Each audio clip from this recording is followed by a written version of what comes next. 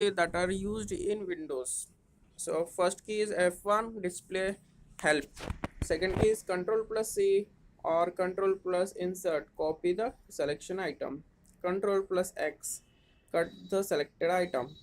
Control plus V or Shift plus insert paste the selected item. Control plus Z undo an action. Control plus Y redo an action. Control or delete plus D. Delete the selected item and move it to recycle bin. Shift plus delete. Delete the selected item without moving it to recycle bin first. F2 rename the selected item. Control plus right arrow. Move the cursor to the beginning of the next word.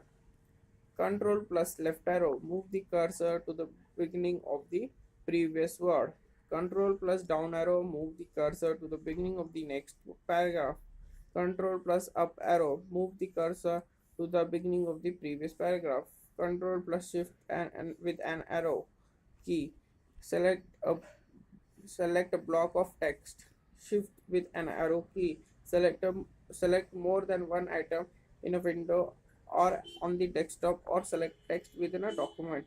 Control with any arrow key plus space bar. Select multiple individual items in a window or on the desktop. Control plus A select all items in a document or window. F3 search for a file or a folder. Alter plus enter display property for the selected item. Alter plus F4 close the active item or exit the active program. Alter plus spacebar open the shortcut menu for the active window.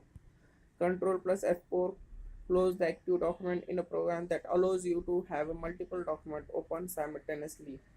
Alter plus tab switch between open items. Control plus Alter plus tab use the arrow key to switch between open items. Control mouse scroll will change the size of the icon on the desktop. So if you like video, subscribe the channel. Thank you.